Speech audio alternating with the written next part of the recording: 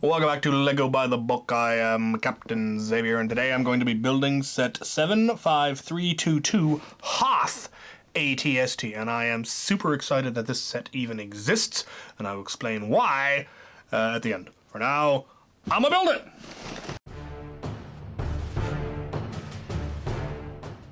For minis, we have a very nice looking dark brown Chewbacca with Pip launching bowcaster. That is pretty snazzy.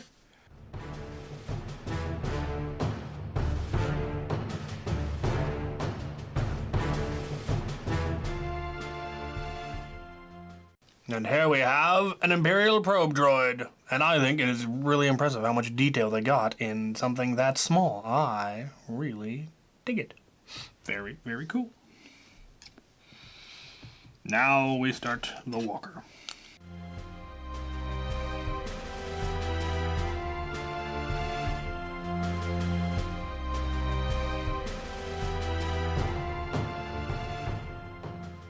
There we have kind of the hips, the torso. Not sure what you would really call this. Got the head rotation mech, where the legs are going to attach. Some greebles. Whole bunch of spare parts, because there are a lot of little fiddly bits that are of the size that they always give you extras of, so. Bunch of spare parts. On to bag number the second one. Very cool. We have a cold weather ATST pilot, commander, driver, whatever you want to call him. Pretty snell. He has a pistol. Where is it? Aha! He's armed.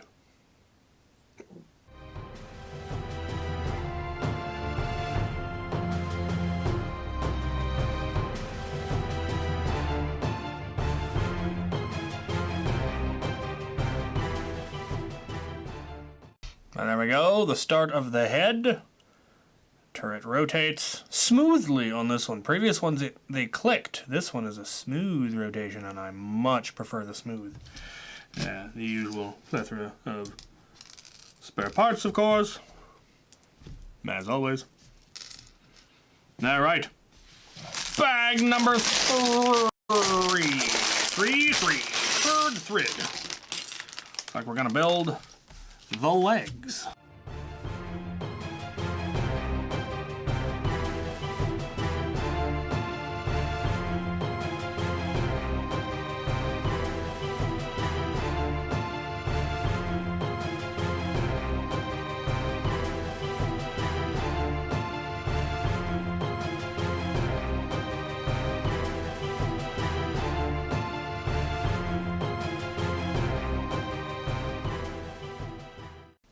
Right, we have legs, and they are remarkably stable. I like them. Not nearly so many spare parts, but we did get a few. All right, last bag. We have a trooper, a dark-skinned Hoth trooper. I enjoy the diversity. I like the coloring. Very good. Very good.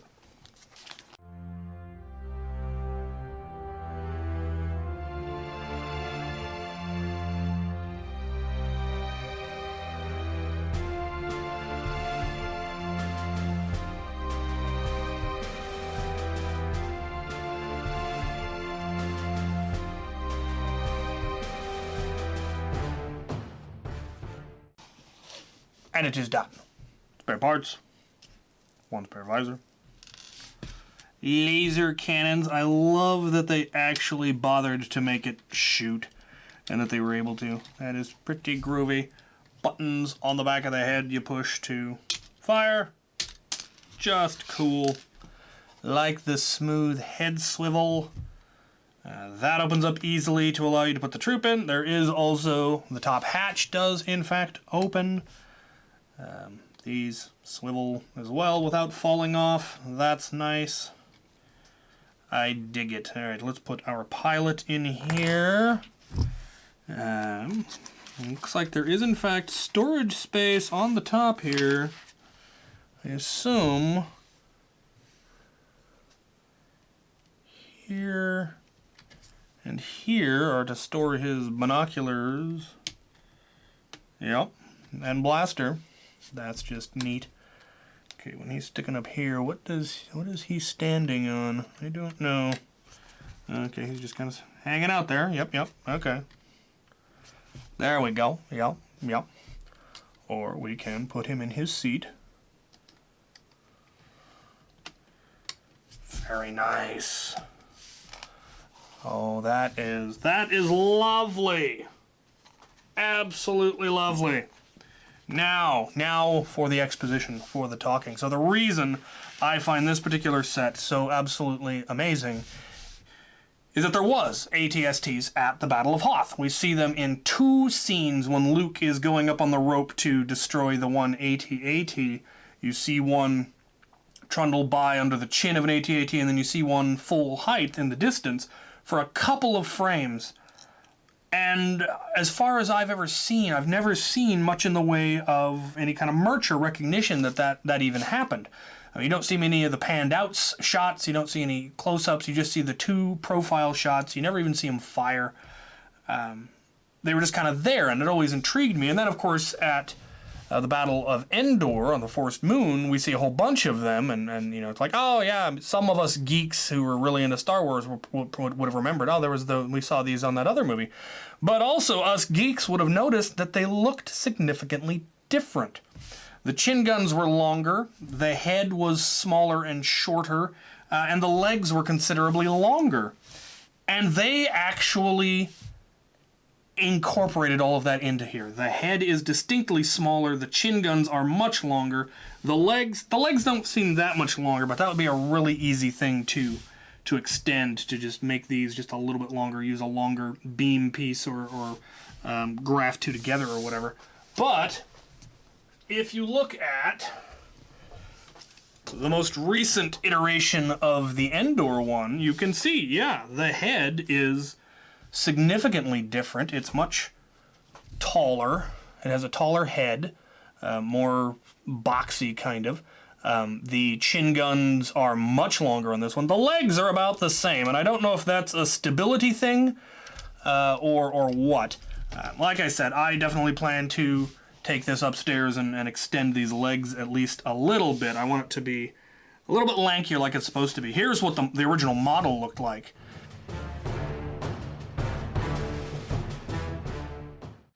As compared to the model for the ones on Endor.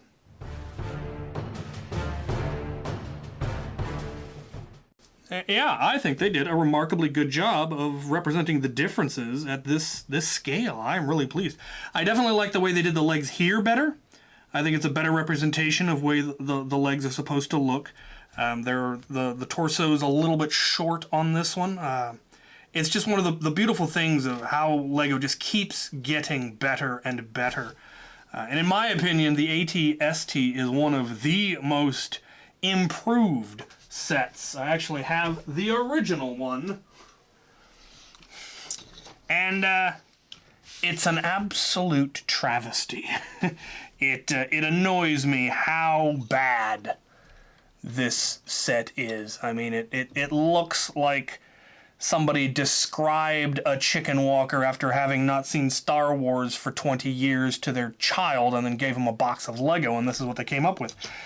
It's I mean, I know it was the dark age of Lego when this came out, but this was particularly bad even for then.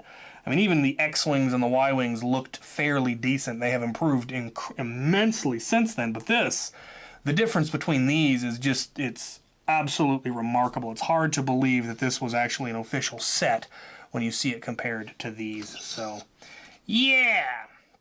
Now, the only set I have that's more detailed than these isn't an official Lego set.